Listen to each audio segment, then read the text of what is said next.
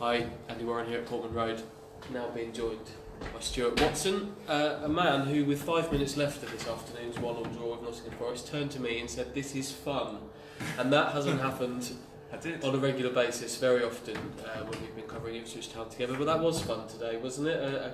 Particularly the second half, all Ipswich in the second half. Couldn't find that winning goal, but it was fun, and that's massive. We wanted entertainment value at Portman Road. We're getting it under Paul Lambert. Yes, they're not winning games. Yes, they're still 13 points adrift at the bottom of the table. First half was a little bit flat today, but second half was great. And Mr. Stroud, the referee, kind of contributed to that with all the controversy. But the performance from Ipswich Town was really good. It was on the front foot. They were creating chances. Enjoyed it. Should we talk about the first half first? Not great, but that's where the goals were. Ipswich ahead after 5 minutes. A really nice move down the right involving James Bree, Teddy Bishop and Gwion Edwards, who pulled the ball back for Colin Quainer, who ensured he does not, in fact, go 50 games without a goal, which can't be great for a striker. But in front after 5 minutes. Yeah, close range finish from him. And then you're thinking, come on, kick on. Off the back of two really positive performances against West Brom and Bristol City. That didn't quite happen.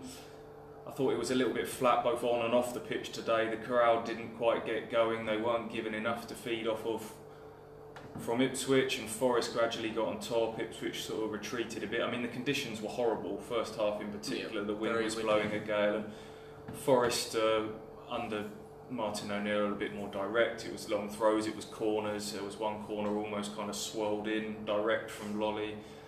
The long throws were causing a problem, and in the end they scored from a corner. It was an unfortunate one, I thought. It just clears Chambers' head at the near post, and I don't think Nolan knows much about it. It bounces, hits him in the shins.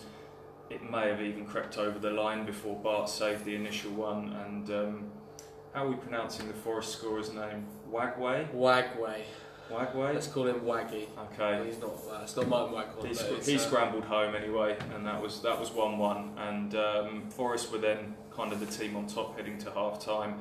Should have been in front really. Daryl Murphy back here unfairly has a goal ruled out for offside. Even on first viewing we said that doesn't look offside, and then you watch it back and he's behind the man marking him. James Bree, wasn't it?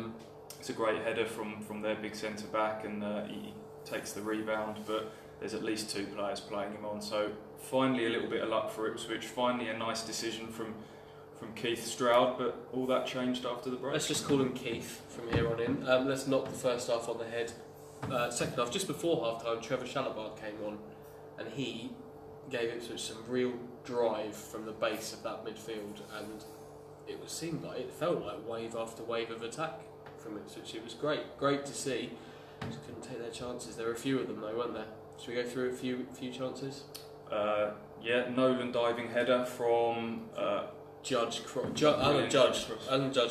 He doesn't look like he should be fast, but Bartosz Białkowski sprung him free down the right, and he beat his man in a foot race. Beautiful little turn to get past him, and a delicious cross. Such a nice cross. It was a bit awkward for Nolan, wasn't it? On first viewing, it was a bit like, he should have scored that. But you look at it again, and 6 yards out, diving header wrong side of the post. But you're right, you look at it back, and it's one of these where right until the last minute you're not sure whether to go with your head or wait for the volley. In the end, it bounces in front of him. He stoops for the header and he puts it wide. I think it's one of those that looks it's harder than it looked on first viewing. And then Nolan had the ball in the net from Alan Judge, quickly taken free kick too quickly. Whistle hadn't gone. Yeah, and to be fair to Keith, he had blown before Nolan's shot goes in, a split second before. It's one of these where you're being a bit pedantic that you cannot take this free kick till I blow the whistle. Lambert said if he said that, then fair enough, but he doesn't know what the conversations were going on there. But it was just felt like, come on, everything that's going against Ipswich, Nolan's a fantastic finish in off the underside of the bar, which always makes goals look better. They're the best goals. You bowl them, bang. So yeah, it just feels like stuff like that's just continually going against Ipswich at the moment, but they kept plugging away. Shalabard, you're right, was just, again, I thought he was probably the pick of the players for the second game running. Power, poise.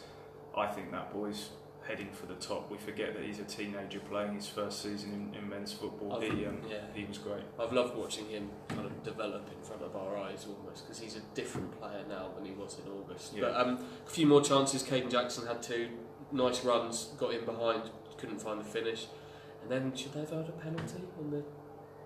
I've only seen it live once, but my instinct was yes.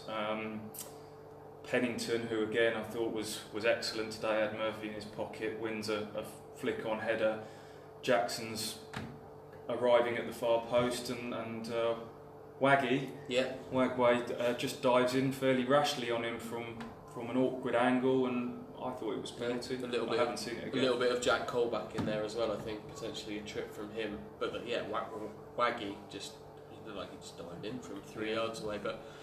there we go. To top it all off, we get Toto time, which we've seen, stoppage time in game. Lambert chucks him on to cause havoc at a set piece, and Ipswich win a corner off the back of a free kick. And here it comes, here we go. Keith just says no, full time. We've had enough of that. So that just capped it all off really. But Keith. That was that. But thoroughly enjoyable afternoon. I thought. Very much, and that's the name of the game. Ipswich trying to go to League One. We know that.